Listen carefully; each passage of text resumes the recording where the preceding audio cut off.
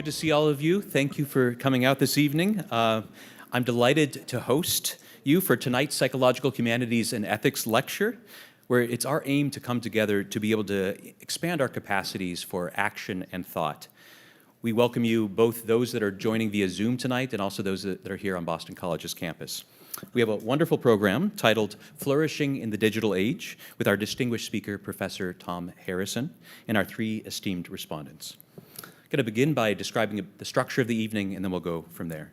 I'll be introducing Professor Harrison, and then he'll spend a good amount of the time presenting, and then we'll go over to our respondents, who will give us brief remarks, and then if there's still time, the hope is that we can have some good engagement between them and then also with all of you in the audience. Let me just start us off with a few little remarks. The Catholic French philosopher Simone Weil said that attention is the rarest and purest form of generosity. And yet, it feels as though attention is the very thing that is most under attack in contemporary life. It is monetized and mined, splitting subjective life into many fragmentary forms. If attention is indeed the rarest and purest form of generosity, then I fear that we're losing our capacity to be generous with one another as we build more and more technologies that scatter our attention in ever-widening directions. David Brooks, actually, in a recent article, How America Got Mean, great title, draws from the work of Iris Murdoch and states, for her, the essential moral act is casting a just and loving attention on other people. Brooks then goes on to say that we need to grow in our curiosity about those around us. And he says that that growth needs to take place by learning how to look. And yet, although proliferating digital spaces gives us more and more ability to look in more places, why does it feel as though it's not cultivating more in the way of generosity? Indeed, these digital environments, it seems as though curiosity often mutates into voyeurism very quickly. Empathy distorts into vicarity quite rapidly. Now listen, I'm already starting this program with a bit of a negative skew on digital spaces, and I know that's absolutely not the point. It's actually the very reason I'm excited about the program tonight. I look forward to hearing your talk because so many people are sounding the alarms right now about the danger of digital space and all the ways in which we're so virtually linked and what that's doing. But the truth is we're already in the deep end of this. And it's not about to change. We need creative and imaginative voices who can guide us towards constructive ideas regarding how to live human life in this digital age. So your work in this area is, I think, quite critical to the conversations that need to be happening. We're delighted you're here, bringing us into that reflection. So now I'll move into a proper introduction. Professor Tom Harrison is the Deputy Pro-Vice Chancellor for Education Innovation at the University of Birmingham. He is also the recently named Director of the Jubilee Center for Character and Virtues, where he's been a core team member for the last 2 decades. Tom is a HEA Principal Fellow, National Teaching Fellow, and Secretary and Trustee for the Society for Educational Studies. His specialist interests are innovation and education, character education, and digital wisdom. Tom researches, publishes, and gives presentations in the UK and internationally on these topics, as well as developing resources and training programs for schools, voluntary sector, and other organizations. His most recent book, Thrive, How to Cultivate Character So Your Children Can Flourish Online, won the IFFD Global Award. Our first respondent will be Professor Richard Carney, who holds the Charles B. Selig Chair of Philosophy here at Boston College and is one of our simply beloved faculty members. He's the author of over 24 books on European philosophy and literature, including 2 novels and a volume on poetry, and he's edited and co-edited 21 other books. As a public intellectual in Ireland, he was involved in drafting a number of proposals for a Northern Irish peace agreement. Richard has written recently about our relationship to technology and embodiment in his book Touch and also in a New York Times column. I'm honored to call Richard a dear friend and collaborator. Professor Marina Bears is the Augustus Long Professor of Education at the Lynch School of Education and Human Development at Boston College with a secondary appointment in the Department of Computer Science and is an affiliated faculty in the Schiller Institute for Science and Society. She's the director of the Interdisciplinary Developmental Technologies, DevTech Research Group, which she started in 2001. Her research involves the design and study of innovative learning technologies to promote children's positive development as a new literacy of the 21st century. Professor Bears has conceived and designed diverse technological tools ranging from robotics to virtual worlds. Her current research focuses on robotics and programming languages that promote new ways of thinking and learning in early childhood alongside social-emotional development. Her grants and publication record would take me all night to list, so I'm just going to tell you they are intimidating. I'm glad to say that Marina and I are both in the formative education department, and I'm always so grateful to learn from her stunning mind. Dr. Matt Clemente is a philosopher, teacher, and author. He's a fellow in the Center for Psychological Humanities and Ethics, co-editor-in-chief of the Journal for Continental Philosophy of Religion, and co-director of the Guestbook Project alongside of Richard. Matt teaches philosophy, theology, and literature here at Boston College, and also offers courses through Boston College's prison education program. Matt is an exceptional writer and publishes academic works, novels, and more publicly facing essays and trade pieces. Matt and I are conspirators on many projects together, work on many different fronts, both research and programming. We actually recently published a book, Routledge International Handbook of Psychoanalysis, Subjectivity, and Technology. And we have a new book coming out with Oxford this coming year, Technology and Its Discontents. So all of this is quite relevant to what we'll be talking about tonight. I'm also very grateful to call Matt a close friend. So with no further ado, I'll hand the mic over to Professor Harrison. Thank you. David, thank you very, very much indeed for inviting me to come and speak to such an illustrious audience and respondents today. It truly is an honour. I've been made to feel very, very welcome during my time here at Boston College today, and hopefully can give something back in this presentation. I also want to add my thanks to Marina and to Matt and to Richard for agreeing to be respondents. I'll probably thank them properly after I've actually heard what they've got to say later on this evening. For Richard and Matt, they'll probably recognise that some of what I'm talking about here touches on philosophy, and also I know we've got quite a lot of psychologists in the audience here today. Some of this you'll see touches on psychology as well. But my talk today will be focusing on kind of two areas where I hope that I have a particular level of expertise. One of them, and I know we've got many education students with us today. I'm a professor of education in our School of Education in the University of Birmingham, and most of my work has been in the field of education, so hopefully can count myself somewhat of an expertise in that area. Although my wife, who is a teacher, would definitely disagree that I have any expertise in that particular area.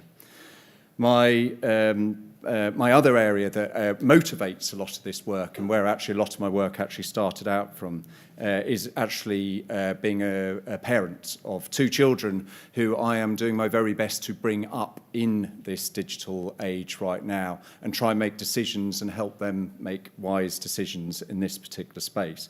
So my work and the book that David kindly mentioned actually starts off talking about the fact that theoretically I should be an expert in this field because I did my PhD in this topic.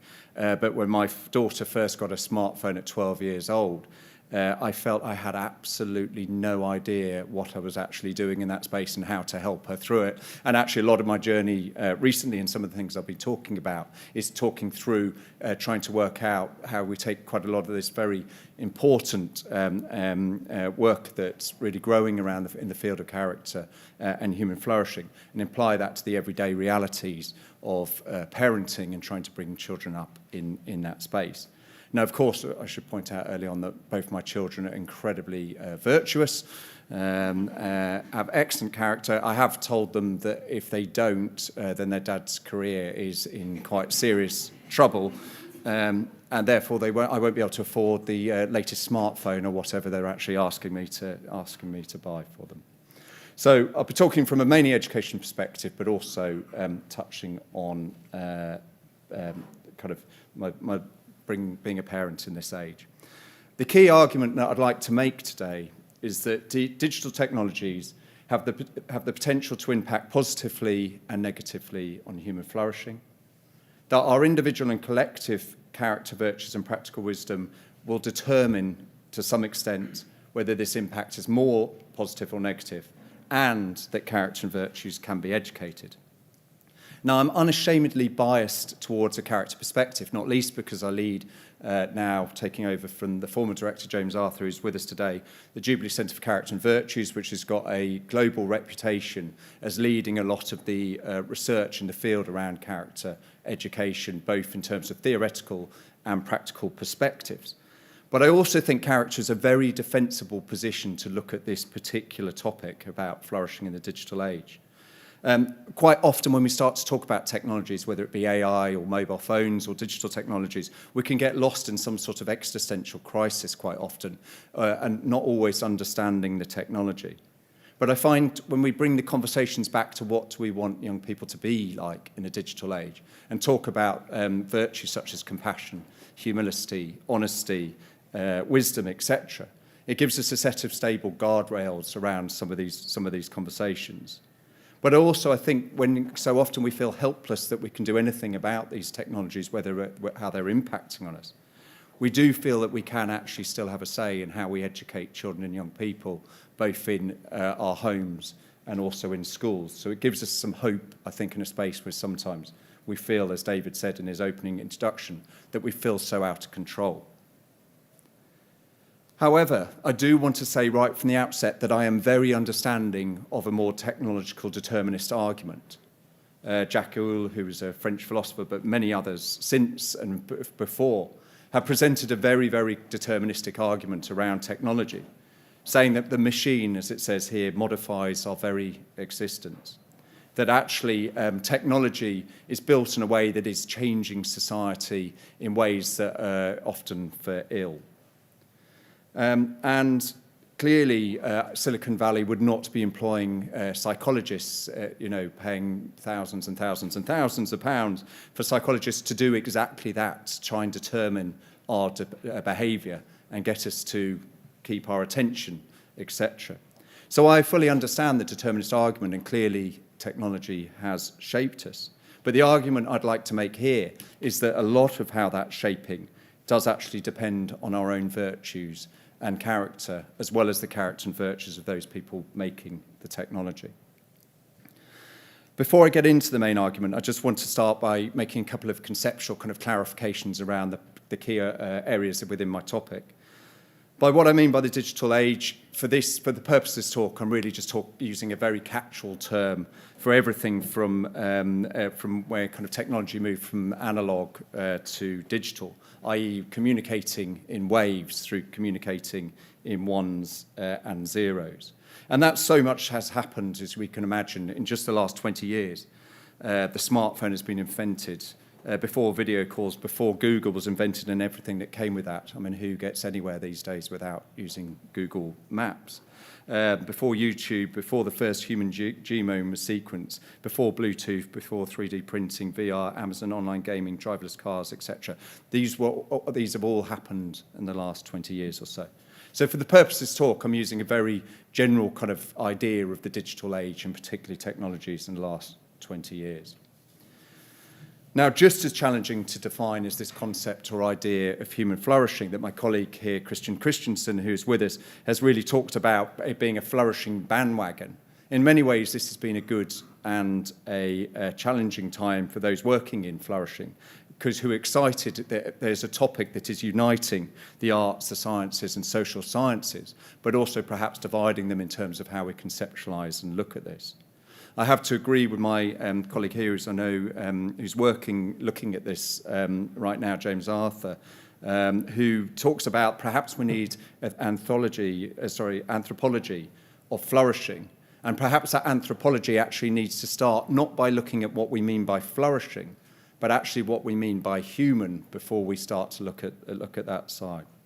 Now, I don't have time here, or indeed the expertise, to really get into depth with that. But I do want to pull out perhaps just a few areas which I think is important for this talk when we think about what it means to flourish in the digital age.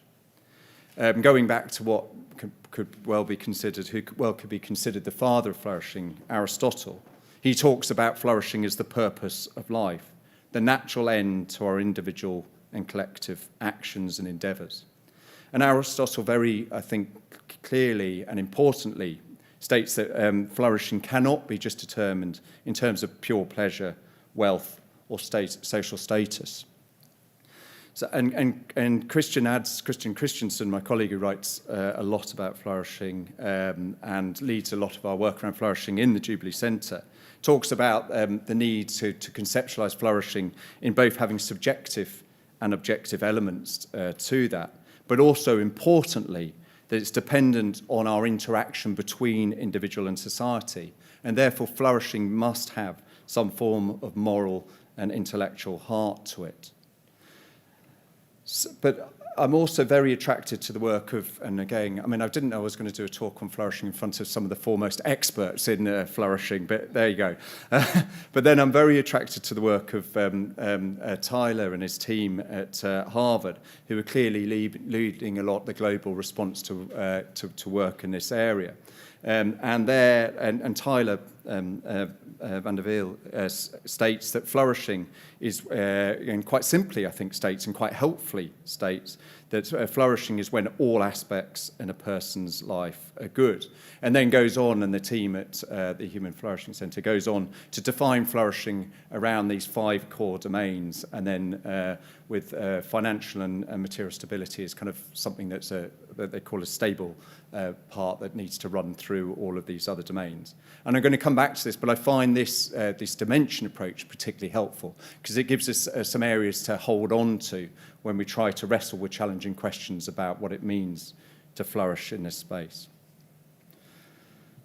So moving on to my core argument, if you remember the first part of the argument I wanted to make was that the digital world has both brought opportunities and challenges for us.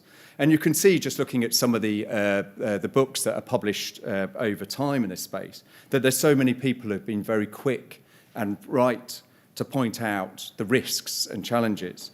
Just to pick a few out from here, Neil Postman's work, the author and media theorist writing 20 or 30 years ago, many books, who was very keen to argue, and rightly in my opinion, that technophiles just cannot see quite often the downside.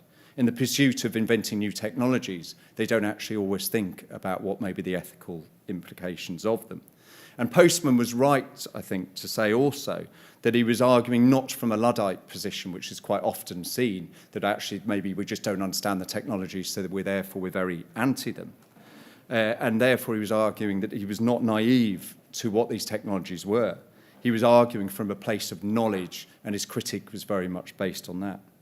But there's been many other similar kind of often polemics who very much state and quite clearly the risks in this space. If you look at, if you're ever having kind of far too good a day, I do recommend reading Evil Online by Cocking and Van der Hoeven. That will bring you down quite quickly. I talk about horrific things like people hacking into the Epilepsy Foundation and putting strobe lighting into there to try and bring around epileptic fits. Or you read books such as The Shallows, talking about how actually a lot of technology is reducing all of our attentions. Or Shirley Turkle's book, Alone Together, which talks about this pretense that actually technology makes us much more together. But in many ways, we're actually operating much more alone than we've ever been beforehand. But on the flip side, there are obviously books that are trying to show the opportunities around this. And I have to say these books are a lot more nuanced, the ones that I showed in the risks. Very few go full out and say that technology is good for humanity across the board. Perhaps you'd expect Schmitz and Cohen's, the inventors of Google, to perhaps be the most positive about how technology can really contribute and help to solve a lot of global challenges we face right now. But there are many other books that also try to say that we need to maybe look at not just the risks, but also the opportunities. Sonia Livington's book really is influential in the space and kind of really maps that out very clearly. I include my own book, Thrive, on here, just if only to say, and going back from a parenting perspective, which I wrote that book from, that I felt that the only place I could actually adopt, or position I could adopt when writing that book, was what I call a critical realist approach. in the fact that I just had to be realistic that my children were going to be asking for these smartphones and felt that they needed the technology to stay in touch and connected with society. Yet I was nervous and very critical about that as well. And a lot of my book is trying to actually play out that tension between thinking, am I actually supporting them, or am I actually making their lives much harder by allowing them to use these technologies in different sorts of ways? So what I thought would be hopefully interesting, and no doubt in the respondents and conversation afterwards, I will see what's actually achieved this, is I thought I'd try to take, for the purpose of this talk, the domains or dimensions of flourishing that I mentioned earlier that come from the Human Flourishing Centre at Harvard, and start to look at actually what these risks and opportunities might look like mapped across some of them. And I've chosen to do this against talking about the internet, but I think we could also do this exercise for so many other technologies, such as, in particular, perhaps AI or generative AI today. And you'll see within these slides a whole new language has been born up around these technologies. I don't know if anyone knows this term that I put in the plus side mammals, but it actually stands well known in Britain as middle-aged men in lycra. I just want to reassure you that is not me, but it is everywhere across Britain right now. And these are groups of men who come together, quite often with smartphones attached to Strava, digital watches, all the rest of them, and then just spend a lot of their life trying to see how many steps or cycling or how far they've actually managed to go. And it's very competitive in that sort of space. But actually meta-analysis of studies of people using Strava and other kind of smartwatches, etc., Fitbit, have shown that on average it brings around 50 minutes of extra additional exercise to someone who is using these digital trackers. But also studies are showing that they, particularly for kind of middle-aged men, where often there's a pretense that men sometimes kind of feel more isolated and lonely in that space, that there's actually bringing a community of people together in this area. So you can see how that might be considered a positive for those particular individuals of flourishing. But on the flip side of that, we have this term called nomobophobia, which is classified as a psychological condition where people have fear of being detached from mobile phone connectivity. It's been actually called one of the biggest addictions, this FOMO, or fear of missing out. And a survey recently in the US found that 77% of teens reported anxiety and worries when they were without their mobile phone, therefore having a negative impact on their mental and physical health. We can look at this for meaning and purpose, and this idea of micro-volunteering or e-volunteering, where actually there's some really great examples, for example, through the Samaritans and others, of help services that are connecting people together who may not be able to connect otherwise using digital technologies.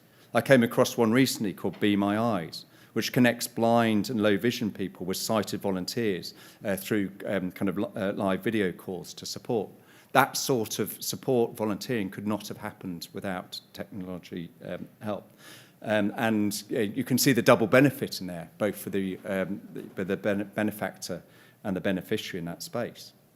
But on the flip side of that, you could look at what's pejoratively called click activism, whereas critics such as Uni Megravov and Mika White just talk about this, so much of activism that happens in these digital spaces is easy and lazy, often largely ineffectual, they say.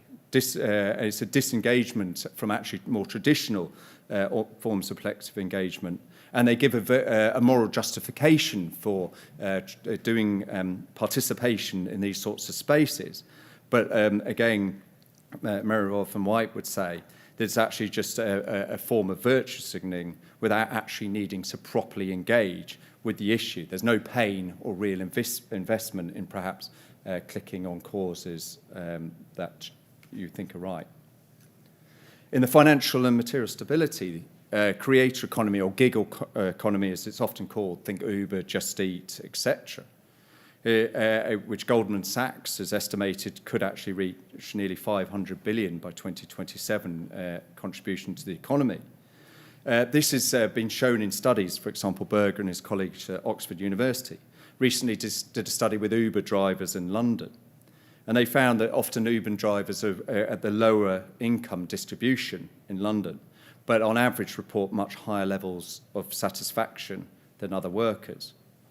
And certainly you're talking about the subjective and subjective kind of form of flourishing or happiness, but certainly subjectively, they report greater happiness through a sense of autonomy they gain from this, a work-life balance, a rewarding their own creativity, and bringing in meaning and purpose, being valued, getting value from those sorts of benefits that it gain.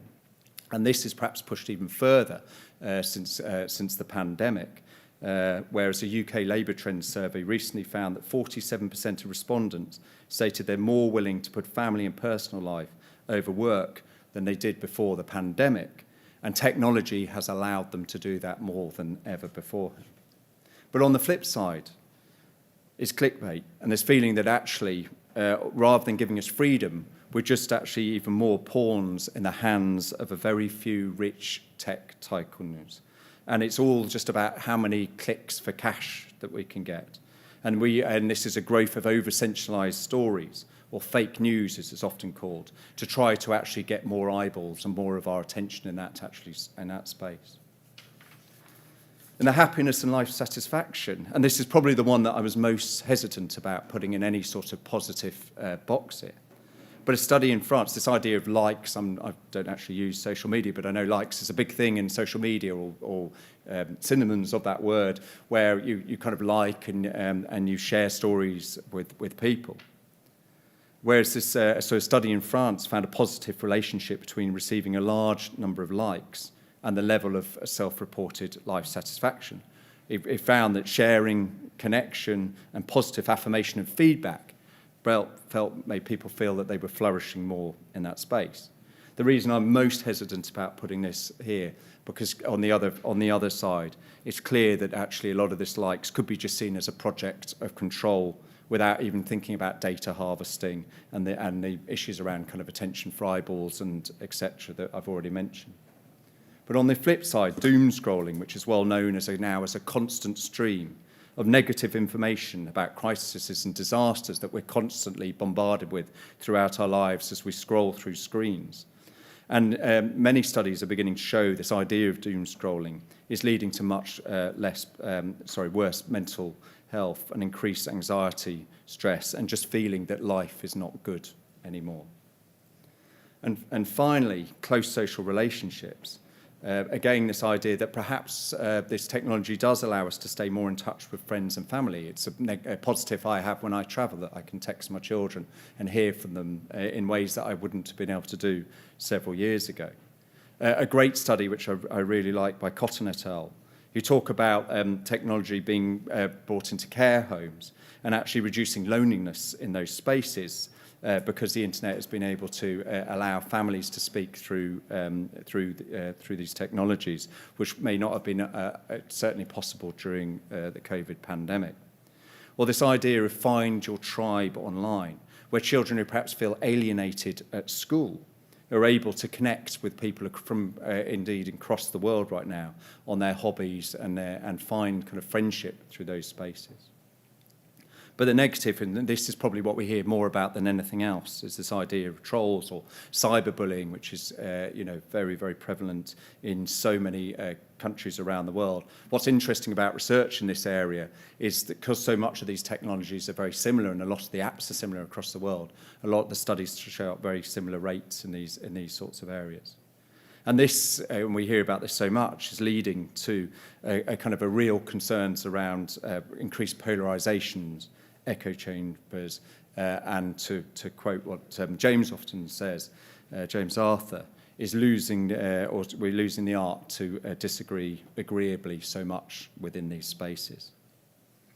And yet, despite this picture, and you probably will have your own perspective on which side of the plus or the negative you think here, and yet most of us seem to still get on okay most of the time. And perhaps in my analysis here and many of our analysis here, we seem to focus much more on the technology than perhaps our own humanity and us as users of this technology. And for those of you who are paying attention, which I'm assuming is all of you, will have noticed I haven't included the sixth dimension of the Human Flourishing Programme's model, which is character and virtue. And the argument I'd like to make, perhaps oversimplified and certainly probably with not enough nuance at all, but hopefully will serve a purpose to some extent here, is that actually character virtues is perhaps some of the things that we need to get us as individual users of this technology and help our children in this space to move from the negative to the positive. So temperance, which may be defined as moderation or self-restraint, may be helping our children to know when is the time to put their phone away, or indeed ourselves when is the time to put a phone away. Integrity, defined as honesty or an adherence to moral principles, is to, in this meaning and purpose, to take actions that we think actually count and meaningful, have a positive purpose. Prudence, which is another ancient virtue, but the skill and good judgment to manage ourselves and our technology, to use technology when it's benefiting us and those around us. Awe, which there's a lot more writing around awe recently, moving in this kind of idea of life satisfaction, to move from lots of fleeting experiences that we get through social media and others, to try to find actually spaces that allow much deeper connections and a real sense of awe about what our friends are doing and the stories they tell us through digital technology communication. Or compassion, the ability to communicate with kindness and thinking about others much more to develop proper and close social relationships in that space. Now, as I said, this is quite a broad brush of an argument, and there are more nuances needed. And clearly there's a lot of complexity in here, not least that within each of these virtues, what we're probably trying to strike is what Aristotle would call the golden mean, or finding the sweet spot between each of these virtues. So for temperance is what is the right amount of putting your phone away to ensure that we're not actually missing out in important social connections in our life. And it's why I've spent a lot of my work on this recently, on this concept of cyber wisdom or digital wisdom, as trying to find find how can we help children make the right decision at the right time in the space, to know what amount of these virtues need to be shown at any particular digital interaction. And indeed, also, when quite often these virtues may actually clash. If I think about the kind of quite classic example, but it comes up in my family quite a lot, between when my daughter, I'm asking her to report to me honestly about what's happened in her digital life, but then may feel loyalty to her friends and the others that she communicates in that particular space. And she's having to use a form of digital wisdom to think about what is the right decision and the right virtue and the right amount to show in that particular time. And it's perhaps not surprising, well, it was surprising, but perhaps not surprising when we did a recent study at the Jubilee Centre, where we asked both parents and 11 to 14-year-olds to say which virtues, which human qualities they thought were most important to help children grow up in this digital age. And we gave them 2 moral, 2 civic, 2 performance, and 2 intellectual virtues. And actually wisdom was in the top 2 qualities chosen by parents. 68% put it in the top 2. And 38% of children, 14 to 16-year-olds, put it in the top 2, but it was still at the top of both parents and 14-year-olds' most desirable or most important virtue they thought to help children live in this space, which gave us hope for the work that we've been trying to do around this. So I'm going to go on and start, because I've made an argument that in the digital age has positives and negatives for digital flourishing, and I've started to make the argument that I think character is and character education, some of the arguments of this, and I will be speaking about some of the work we're doing around that final part of the argument about education for character and how that might look in this digital space. But just before I want to go on to there, I just want to say what a lot of that work that we're doing at the Jubilee Centre, and indeed my own research, is trying to argue around how we may find a very good basis for character and character education in the moral theory of virtue ethics, as discrete from the other very well-known moral theories, deontology and consequentialism. And I think there is something particularly in this digital space that virtue ethics really has advantages over these other two areas. And not to say that in deontological perspective is kind of basing moral principles on rules and guidance, etc. It's not to say that these shouldn't be in a space. I'd be a very, very remiss parent if I gave my daughter a mobile phone unrestricted without putting rules and restrictions in that space. I just think these are largely limited, and that's why virtue ethics and character is something that we need to really think about. If we think about limitations of a deontological perspective to kind of both parenting but also trying to manage these digital arenas that our children play in. On a macro example, in the UK right now, we're trying to bring through something called the Online Safety Bill. And this is a big piece of legislation, and it's an important piece of legislation, trying to guard children about online harms and other areas. But if it gets through our parliaments, it's likely to have very little teeth for two clear reasons. One of it is the technology companies have just been very good at lobbying to try to reduce and water down any sorts of restrictions that they want to place on them. But also just the practicalities of how you actually go about regulating technology in this space. For example, bringing in age checks about what children can actually see and not see in these spaces. But on a micro example, I find this day in, day out in my life with my own children, trying to regulate their use through deontological means, such as putting in rules, restrictions, etc. My children just frankly are better at me with it than with the technology. And as much as I try to put restrictions in place, I find very quickly that they're able to find ways around those because they understand the technology. And it's not surprising, a recent study found how many children had what criminals used to have, which was burner phones. They have phones that their parents do not know about in their bedrooms, and they're using those after their parents have maybe taken away the other ones. So rules is challenging in this space. But I also think there's limitations of the consequentialist approach. If we look at a consequentialist as a kind of utilitarian approach of trying to weigh up the likely consequences of any action and then decide what is the best course of action based on that calculation. In a macro example, if we were able to predict the consequences of social media, I do think that we wouldn't have let it run amok without so many checks in it. But again, on a micro example, my own research and others have shown there's often this idea of kind of, I've termed it accidental cyberbullying, which is bullying undertaken by children who probably don't realise that are actually causing harm and hurt, or probably actually don't always realise the consequences of when they're sharing pictures with their friends that perhaps don't need to be shared, or don't understand the consequences of how a digital piece of communication that they're saying today could end up being seen by their employers in however many years' time, because it's staying with them in their digital legacy all the way through. And many of the children in my own studies and others reported that they were really shocked and surprised when they realised a text or a TikTok post, etc., had actually upset or hurt other people because they hadn't been able to realise the consequence of their action.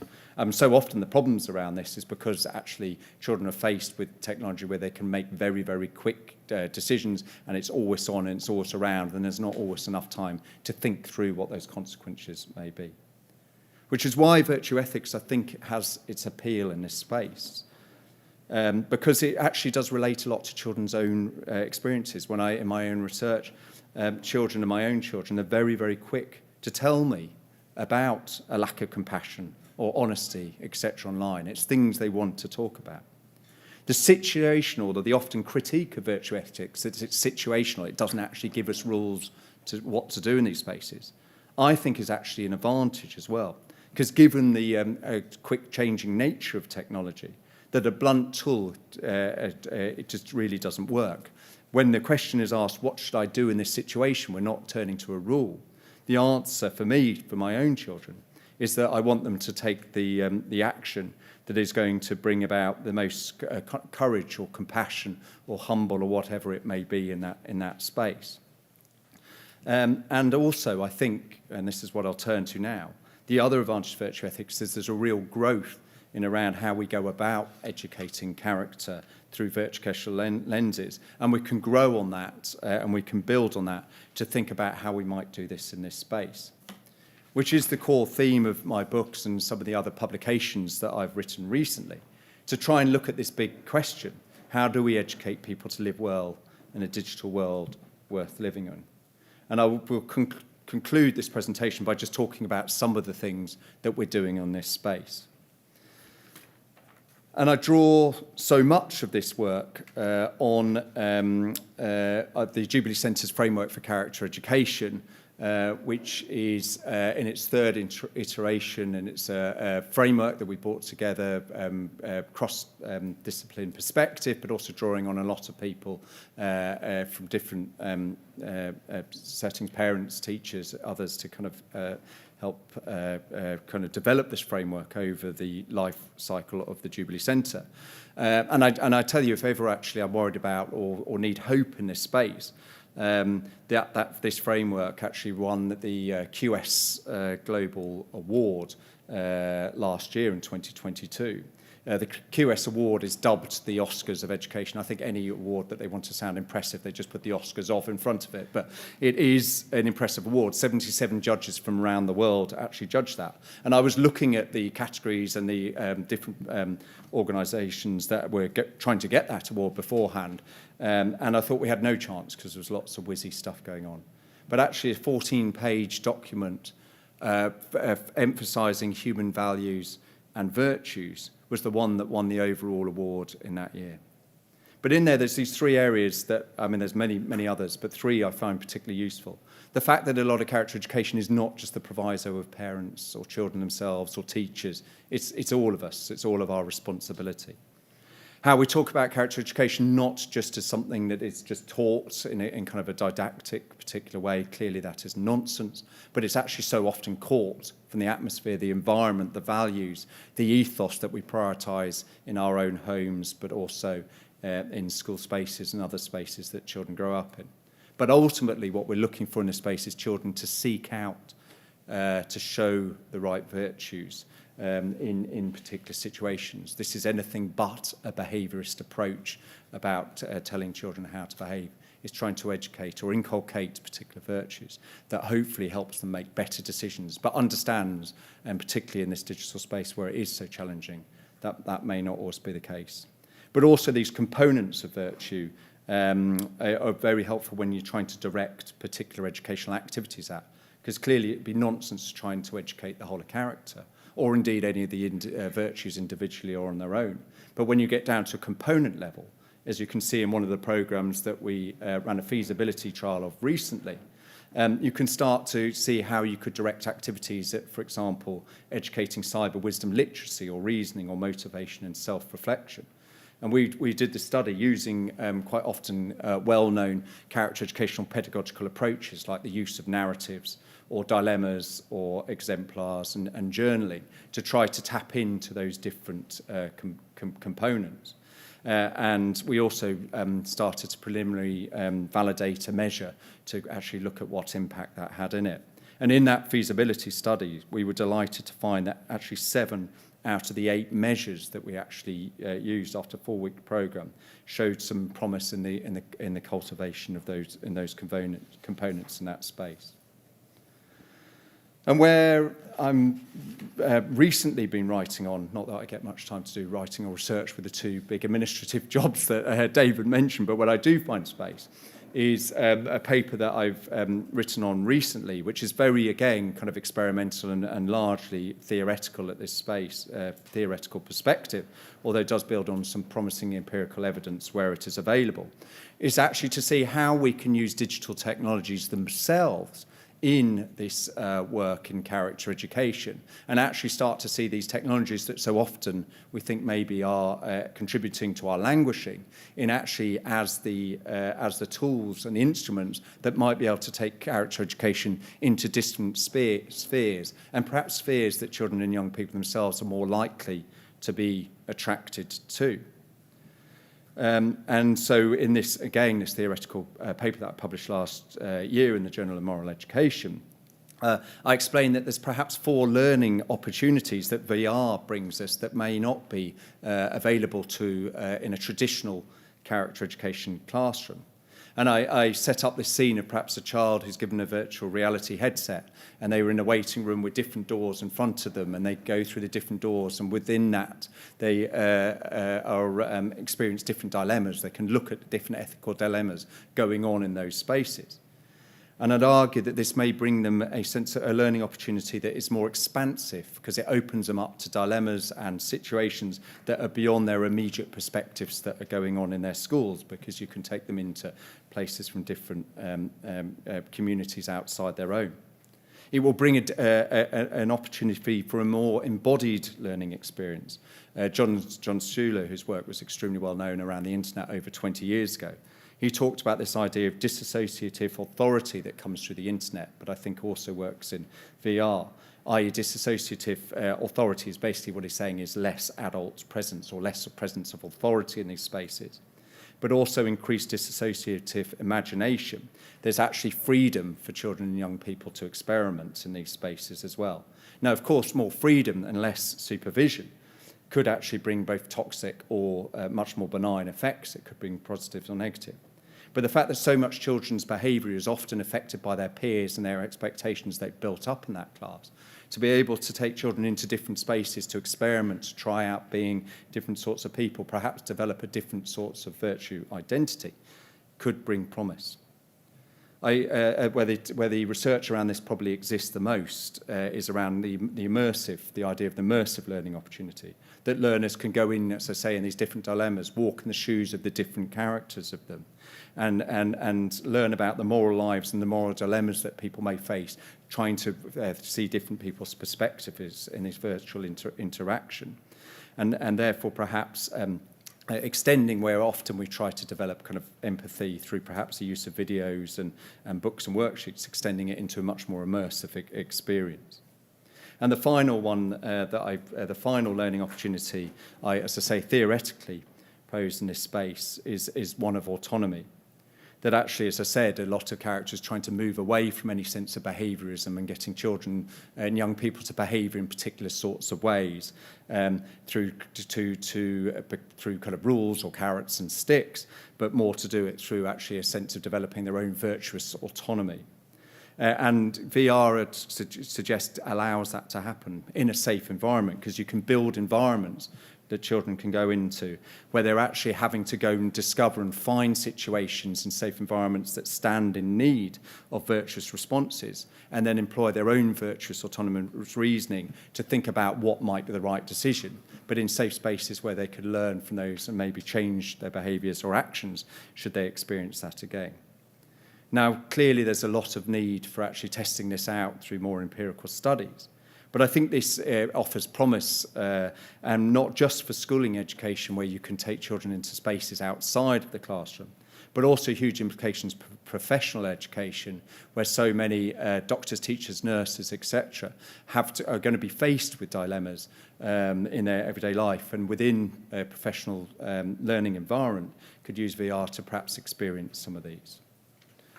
So I'm going to conclude by just saying a final kind of comments around challenges, because I do not want to be presenting too positive a picture around both the challenges that the digital age presents us and the human race, but also that this can be fixed through different forms of kind of character education alone. Clearly, the tech companies have a big responsibility, and my call for character is not a call to let the tech companies off. They must be doing more, because the Google tag was actually, when it first founded, was "Don't be evil," but very few people would argue that these technologies have actually done anything but actually brought a lot of these challenges into the world that so many of us as parents and educators are having to deal with day in, day out. Many of them have put profit well before users' well-being. They resist regulation, and this meant that in so many ways they've made some very, very challenging playgrounds for our children to grow up in, where it be full of different moral obstacles, which are very difficult to avoid. The second big challenge is that research, not surprisingly, is so far behind the curve of where we actually need it to be. We get an illusion that we can get so much big data and understand big data because we can collect so much of this big data. But there's, famous studies have shown you can run this big data in many different ways and get different headline-worthy results, such as a study in Oxford that showed that either screen time was beneficial for mental health or indeed not so. So it's very hard for us to find, and obviously very few longitudinal studies of any kind of real validity that actually helps policymakers or educators know really what we should be doing in this space. And finally, where I've spent a lot of my years recently is in schools on what might be seen as the front end of this battle to try and help our children grow up with wisdom and character and virtue in these spaces. And I classify or name what they're perhaps trying to contend with here as shooting in the dark because they just don't know what needs to be done, while trying to hit a moving target because the technology keeps changing or the different apps keep changing. And it's therefore not surprising that very few schools I've visited or read about do what might be called digital citizenship education well. Quite often this citizenship education is reactionary. Something goes wrong in the school, an instance of sexting or cyberbullying, and then a rush of communication goes out or an assembly. There's no real proper curriculum time given over to this. If anything, it's lumped together with subjects that don't always get proper status that they deserve in the subject. There's very few or poor resources, and those often are out of date, although there are some exceptions to the work that Common Sense Media do over here, and others is very good in this space, but the resources are often poor. And the teacher training is also poor as well, and it's rarely ever covered in any preliminary or post-teacher education or continuing professional education. So clearly those are challenges that we may come on to in the responses and questions. But I want to conclude by saying, hopefully I've shown at least or opened some minds to some promising theoretical way to deal with these kind of emerging and continuing challenges in this area. And some hope that a focus on character education that is very much germane to the issues and concerns that we face ourselves in the digital age offers somewhat of a hope that we can further human flourishing of both our children but also the generations to come. So thank you very much.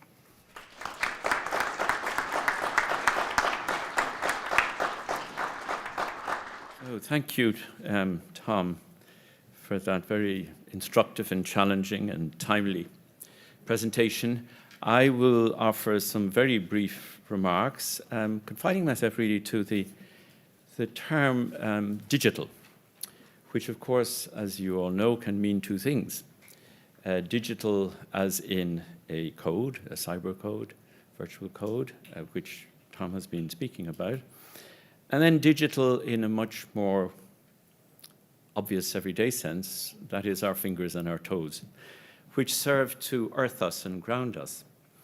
And I think the real challenge is, as I pick it up from Tony, what he says about the cyber and the embodied, and his reference to Aristotle and virtue, ethics and flourishing, is how do we combine both? How do we combine practical wisdom, phronesis, as Aristotle mentioned it, and digital wisdom? And let me go back for a moment to Aristotle in the De Anima, when he defines touch, therefore what we do with our fingers and our toes, as the most philosophical of the senses, because he says touch knows differences. It's already a way of mediating our relationship to the world, but it does so in terms of a reciprocal, recursive, mutual, bilateral relationship with what is other than ourselves. Unlike sight, which can be unilateral, one way, you can see without being seen, and the other senses, you can taste without being tasted, you can hear without being heard, you can scent without being scented, but you can't touch without being tactile and tangible. That is to say, it is by definition two-way. And this develops sensibility, which then is synonymous with sensitivity. It's an awareness of what is outside of oneself. That's why it's philosophical, because it's only when you encounter what is other than yourself that you put yourself into question, and that you have to interrogate the notion of and reflect on the notion of strangeness, difference. What is other? So this produces for Aristotle the possibility of a phenomenological wisdom or a sensible wisdom, where we live with things in the world in terms of this double reciprocal relationship. In the ethics, he gives some examples of this in a very, very down-to-earth practical way. He says, one-way relationships to people and things, he cites lust, loutishness, drunkenness, violence, are one way. It's an insensitivity to what is other than oneself. It's the refusal of double sensation, of vulnerability, of awareness and attention, to come back to David's opening point. It is an imposition of our will.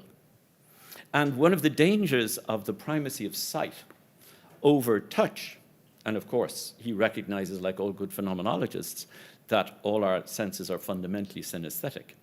But the primacy of of sight in our optocentric Western metaphysical and technological world has meant that it has given us the illusion and the impression of being masters and possessors of nature, to quote Descartes, rather than being ecologically and bilaterally related to the world and to nature. So in the ethics, he calls for the golden mean, which avoids this one-way relationship of imposing the anthropos, that is to say, the one who looks upwards towards ideas but away from nature, away from symbiosis, and gives birth to the Anthropocene, which is optocentric. And already Aristotle is warning us and saying practical wisdom is when we are reciprocally, recursively, symbiotically related to what is other than ourselves, persons, things, and nature. And finally, in the Poetics, he calls for, in addition to phenomenological wisdom through touch and moral wisdom through phronesis, he calls for poetic wisdom. And that is captured in his notion of catharsis, which is pity and fear, the drives, our felt embodied experience in the relationship of art, enables us to turn pity into compassion and fear into serenity. So what is catharsis? It's the purging, the distillation, the transfiguration of pity and fear, our two most basic drives. What Freud later will call, 2,000 years later, eros and thanatos, our two basic drives. So it is in the felt, tactile, haptic relationship of art, of aesthesis, which means sensation, sensibility, that we develop good citizenship. So I suppose my question is this: how do we challenge the optocentric nature of our digital technology while acknowledging all the promising and beneficial potential that Tom has wisely underlined? How do we combine a commons of communication, of cyber codes, and there is no doubt about it, it does interconnect us in many ways with the world out there over time and space. How do we combine that commons of the code with the commons of the body? And I'll just give three quick final examples, maybe for discussion, but in the book Touch that David mentioned, in a concluding chapter, I look at how in the digital world itself, in our digital age, so many art forms, particularly in video and movies, but also even in gaming, there is a critique of the optocentric world by these virtual digital works of art. Some of the examples I cite, and I'm sure they'll be familiar to some of you, are the movies Ex Machina, Her, Don John, which raises the whole question of pornography, Westworld, which was such an extraordinarily popular series with the younger generations. In my classes on philosophy of imagination, 50% of the papers were on Westworld. And more recently, we have Barbie. But all of these films within the digital world are putting into question the domination of sight over touch, the domination of the optical over the haptical, of one-way relations over two-way reciprocal mutual relations. And that seems to me to be itself symptomatic and expressive of a touch hunger, one that we were all reminded of again, incidentally, as you all know, during the pandemic, when we realized how important touch was when we were deprived of touch. As Joni Mitchell famously sang, you don't know what you've got till it's gone.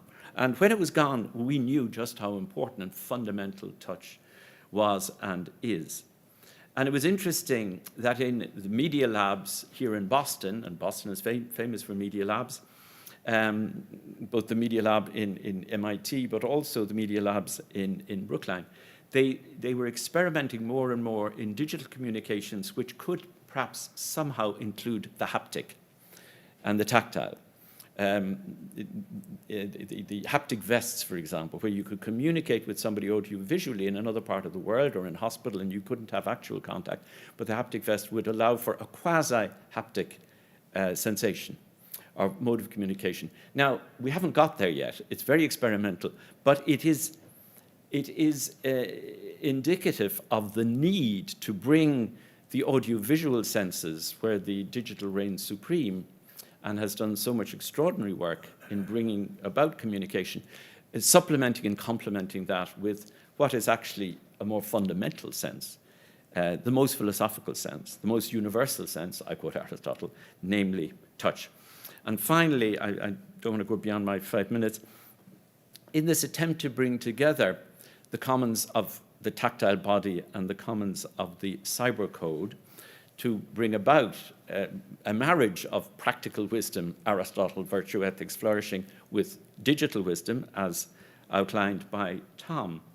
In our own modest way here in Boston College, we've developed a project, non-profit, called the Guestbook Project, which David and Matt are very involved in, and which has been presided over by our provost, David Quigley, where we have been engaged for the last 10 years in developing with young people in divided communities throughout the world, Northern Ireland, South Africa, Bosnia, Asia, modes of narrative digital storytelling, where two young people from divided communities come together, tell their story to each other, and then exchange their stories. And this is done digitally, which allows for a certain vicarious identification with the other, form of Aristotelian catharsis, which wouldn't be allowed for, at the coalface of enmity and violence in these divided communities, radically, violently divided communities. But in each case, and if I had time, I would love to show you some of these movies, and the results of these exchanged digital narratives, there was always a call for the haptic, for the tactile. There was a recognition you can't just have digital reconciliation through narrative exchange of memories, of identities, without some element of felt, embodied, cathartic, tactile communication. And that's the challenge. It's not the either or, it's the both and. And I think we've made extraordinary advances in digital technology as a cyber code of communication, but we still have to make up that second step of haptic and tactile communication. So with those few remarks, I will pass on to my colleagues, and hopefully we can raise some of these questions in discussion afterwards. Thank you.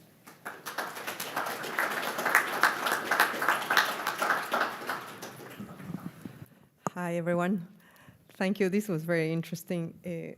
Tony, I was particularly pleased to see that you're focusing on both the negative and the positive, and that you asked the question about how can character education have room in schools, right? And so as a designer of technology, as a computer scientist who actually went to the MIT Media Lab, and that's where I got my PhD, and I can say that back in 1995, we already had haptic systems. So my office mate actually was developing one of those suits that you're talking, 1995. Technology, it's old, right? It just hasn't made it to society. And the question is what? Wearables technologies, 1996, everyone in the lab was wearing them. So the question is not a question about technology. We know how to do those things. We can do them in a cheap way. It's a question of flourishing, right? And so, which is a lot harder. And I, as a designer and as a computer scientist, I struggle with the question of flourishing, right? Because flourishing, it's something that happens in nature, right? And we think, as designers, we think about the artificial world. And in the artificial world, we think about shaping things. And we think about, sometimes we don't use the word formation, but it is, how do we give shape? How do we purposefully and intentionally design something? Well, flourishing as a metaphor for me evokes something that just can be nurtured and will flourish, right? As opposed to a purposeful, intentional design. And so what I want to do here is just bring a bunch of things for people to think about. And so this idea of digital wisdom, which seems that, wisdom happens through experience, right? And I'm not a philosopher, right? I'm a computer scientist. Versus digital formation, understanding formation as something that gives, someone that gives shape. And I came to Boston College because they were creating a new department of formative education. So I was at Tufts for 21 years after I did my PhD at the Media Lab. And this notion of formation for me was giving shape. And giving shape is what a designer does. And that's where I am, a designer of new technologies. And so how can we intentionally design from the ground up any educational intervention? It is a virtuous opportunity. And so in my particular work, when we talk about computer science, and a lot of my work is designing programming languages and robotics, and I've done virtual worlds in the past, and I've done wearables, and you name it, I've done it. But right now we focus mostly on robotics and programming languages. Why? Because programming languages is a language, and it's a language that allows us to do things together. If you think of a language as a symbolic system of representation that allows you to create a world, just like a natural language, right? With a programming language, you have symbols, you have semantic, you have a syntax, and what you're doing is expressing yourself in creating something. That something that you create can be used for flourishing or can be used for destroying. It's both, right? But you have the power of a language. And nowadays, we're lucky that in most countries around the world, teaching computer science is mandated. Actually, the UK is one of the first countries. I just come from Uruguay, where, I'm originally from Argentina. You name the country, computer science is mandated. It's not, to teach character education is not mandated, because it comes with a lot of, questions associated with that. But teaching computer science, no one is opposing that right now. It's actually welcome. So in the work that we do in my lab, what we do is use the opportunity not just to teach computer science and not just to teach the language of programming, but to teach about human beings. Because if you understand computer programming, if you understand how to create a project, how to create, for example, a cat that moves back and forth in the screen as an opportunity for human development, for human flourishing, then you are doing a lot more than just logical thinking and problem solving at the technical level. You are understanding generosity, for example, and some basic virtues. For example, you understand that this metaphor that the nerd is in the basement working alone, that's not true. That's not what happens in high-tech companies. People work together because a piece of code, it's something that has a history. For me to understand this piece of code, I need to understand the code that someone else made. And I need to understand how to talk to that other person. And then I need to be grateful and thankful, because actually there is a lot of collaboration.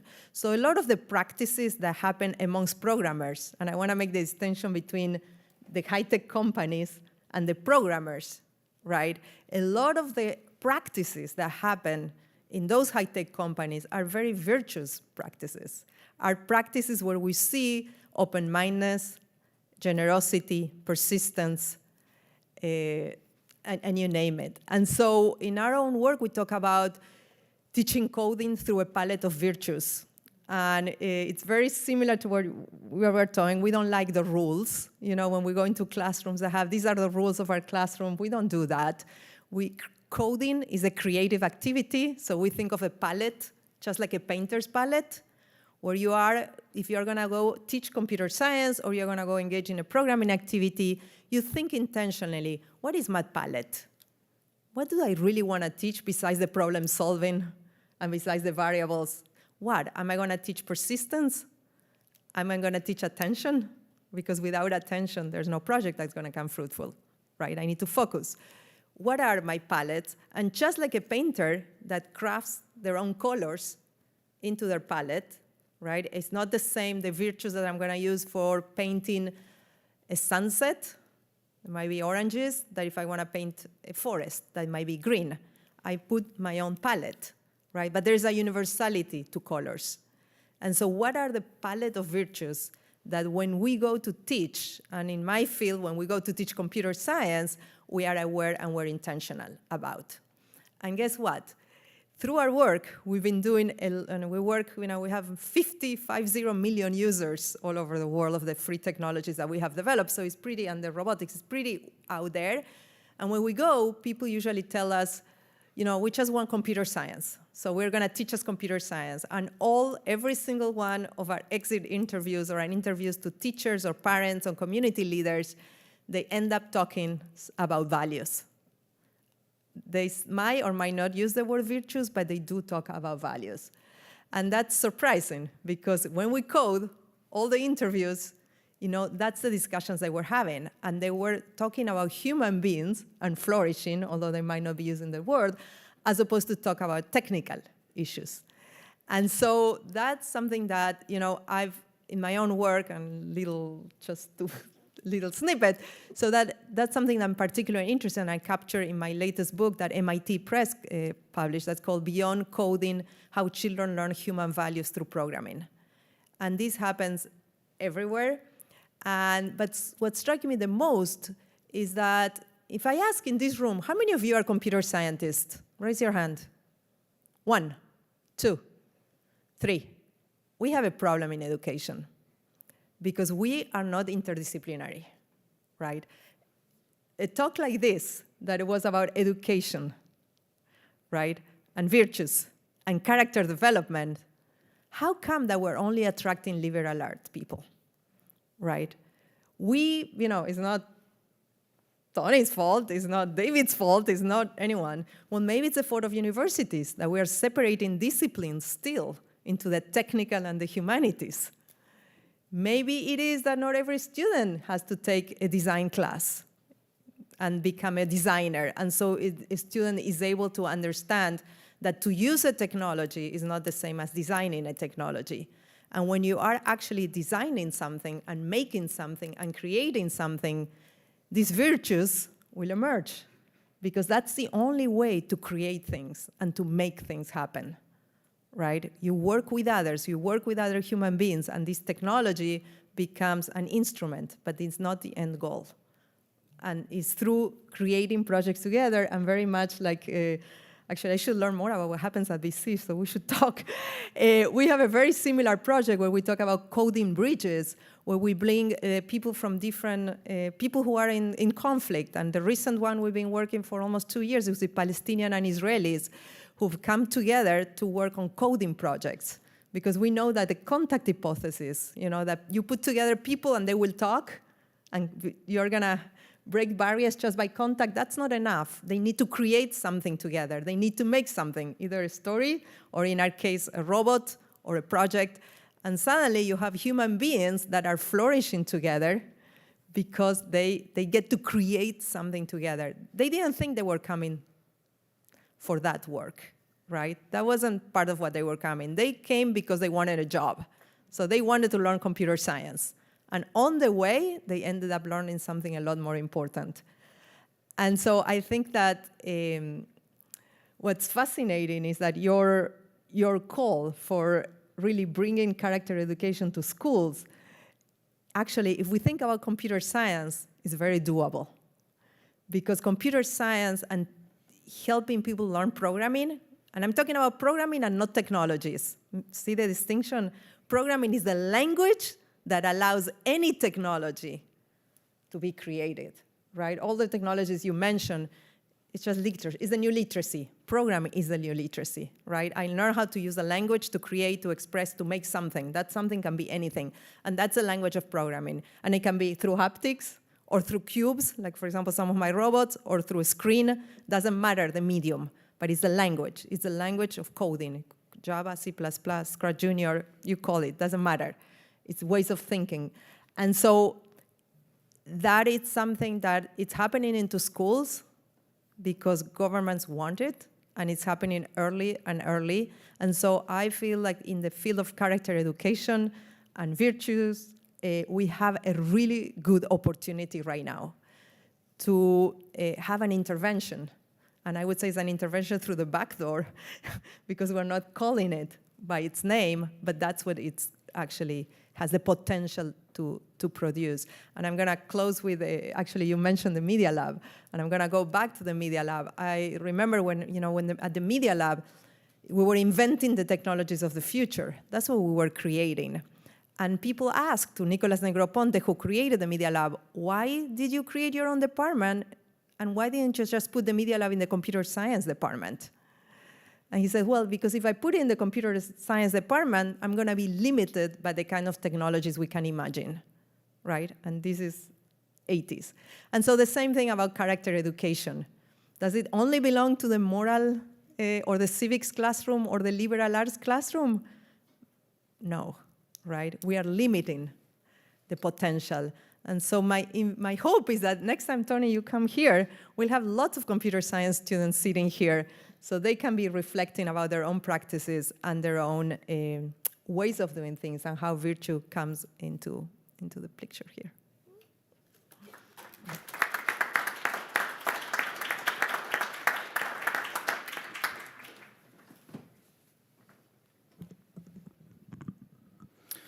Well, I want to start by thanking you, Tom, for an engaging and insightful talk. I couldn't agree more that the question of how digital technology is shaping young learners is among the most pressing issues, not just for character education, but as you, I think, really astutely pointed out, for any of us who have children. I was recently at a Boston College basketball game, and sitting in front of me, I was there with two of my sons, sitting in front of us was a group of high school students. And predictably, these students spent the entire game on their phones. They were so fixated on the screens that they paid almost no attention to BC's nail-biting win, which was actually pretty devastating because the game was really tight. We beat Miami in the last minute of the game, so to miss it because you're so focused on your phone felt to me like a big loss. Feeling old and kind of curmudgeonly, I was ready to condemn these young whippersnappers and their newfangled gadgets until I noticed that the devices weren't isolating them from one another, as I tend to think that digital technology does. David alluded in his opening remarks to a book that we're co-authoring, and it's kind of on how solipsistic a lot of technological advance can be, how it makes us kind of closed off to one another and the world around us. But this wasn't what I was observing. Rather, I was seeing the students become more expressive and more engaged with one another through the shared experience of looking at their devices. I started thinking about this, and I thought maybe it's similar to when you read a good book that a friend has read and you talk about it together, or you go to see a film together, or maybe you go to a museum and you have this work of art that's external to the two of you, and it draws you out of yourself. So rather than closing you off within yourself, as I kind of always imagined, the screen and the phone doing, it draws you out and you begin to have conversation, connect with others. Immediately, I was left with this kind of awareness of the deeply ambivalent nature of digital technology. Neither good nor bad, but always both. Tom, your list of the things that lead to flourishing kind of touched on this ambivalence that we feel toward technology, that it can be something that robs us of our attention. It can also be something that brings us together. Interestingly, this insight about the ambivalent nature of technology can be found as far back as Plato, who in the Phaedrus expresses a similar angst about the advent of the written word. Books, he suggests, seem to be tools invented for improving memory and making us wise. I mean, the academy is kind of predicated on this notion that even our proximity to books makes us smarter. Bookishness is a kind of a code word for intelligence. And so we have this kind of view, and yet Plato warns that literacy has the potential to, quote, introduce forgetfulness into the souls of those who learn it. They will not practice using their memory because they put their trust in writing, which is external and depends on signs that belong to others instead of trying to remember on their own. Plato, of course, grew up in a culture that really fostered memorization. He had Homer memorized. So to him, it was kind of a concern that these texts we become dependent upon them. It's similar, Emerson makes a similar point in Self-Reliance in relation to maps. He says we become so reliant upon maps that we lose our capacity for navigating our way by, say, the stars. And I'm kind of a poster child for this because I live in my hometown that I grew up in. I cannot get around in my hometown without my GPS. I could get lost on streets that I grew up in, right? So to not be able to navigate our way anymore, it shows this kind of double nature of technological advance. On the one hand, it helps us. We can figure out where we're going. On the other hand, we lose our more natural capacities for things. Of course, Plato sounds the alarm about the dangerous nature of writing in writing, which suggests that perhaps books aren't wholly bad. And I'd like to say I don't think books are wholly bad. I think there's some benefits to books. I share this anecdote because Plato, like Aristotle, sees education as one of the essential ingredients of a life well lived. And as his commentary on writing makes clear, he's keenly aware of how technology impacts pedagogy. Yet, Tom, as you, I think, really rightly noted, education isn't something that can be compartmentalized or bracketed off from the rest of life. For Plato, we're being educated everywhere, at every moment. When we're reading books or we're attending a public lecture, but also when we're in the marketplace or the courtroom or the temple, or even when we're missing out on heart-pounding basketball action because we're just too glued to our smartphones. Education is happening then. Education then has as much to do with the culture we live in as the classrooms we learn in. It has to do with the stories we tell ourselves about ourselves, who and what we imagine ourselves to be. One of the anxieties that I have over the ubiquity of digital technology is that it will inadvertently contribute to a culture that treats human beings like machines, associating intelligence with artificial intelligence, meaning computing, and losing sight of the more human sides of our existence: literature, art, religion, ethics, friendship, community. This is why I'm so grateful for the work that you're doing at the Jubilee Center, Tom, and so excited to have you as a thought partner here tonight. Where you approach education from within, bringing virtue and character back into the classroom and into the home, we at the Center for Psychological Humanities and Ethics work to move the needle from without, attempting to shift the culture by influencing one of the greatest influencers of culture, psychology, toward more ethical and humanities-informed ends.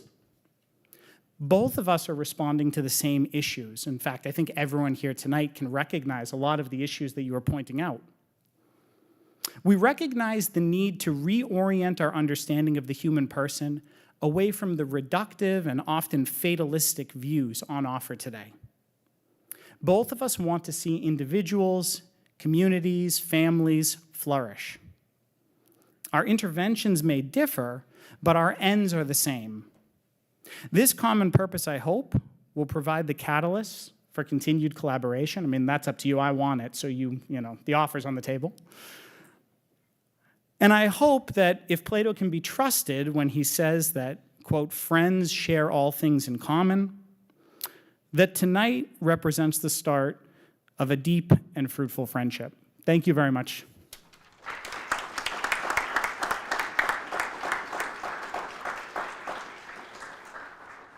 Thank you all very much. That was very, very, very good, and I think it's going to lead to some fruitful conversation.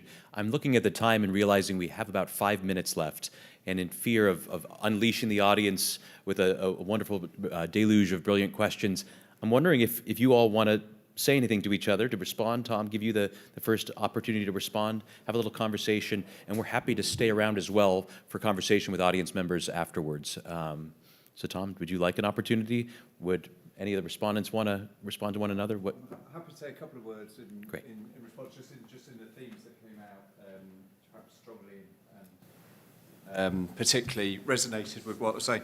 I mean, listening to Richard, my Dad was actually a philosopher from Ireland as well, so there was moments I was drifting off thinking I was back at home again.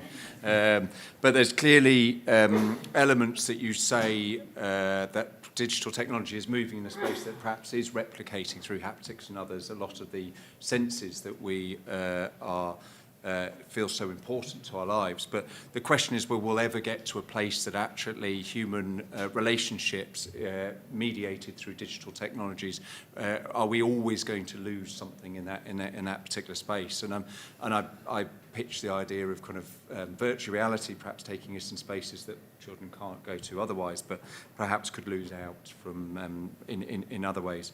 Just briefly on Marina, what came out very strongly to me there is, it's not just computer science, it's every subject. I mean, it's, sports, maths, English, they are all spaces of character education. Character education cannot be just a class or a lesson or an add-on in any ways. It's through and within everything that we actually do. And I'm very heartened to hear computer science, where almost all of the students joining our university are trying to sign up for computer science courses right now, that the potential for character in there. And then just lastly, Matt, I think what you were saying early on about the importance for us to kind of listen and learn from children's own experiences and not always jump in and judge from our own maybe preconceptions of things is so important. And what I try to prioritise as much as possible in my own lives of children is try to play and learn alongside them. My son actually has got into gaming quite a lot, and I try and spend quite a lot of time in that space and learning alongside and experiencing from him.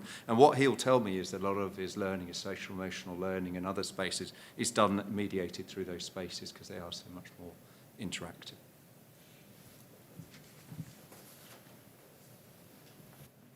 Well, I feel badly cutting the evening a little short. Again, happy to stay up here and have good conversation ongoing, but please do join me in thanking our wonderful speakers tonight.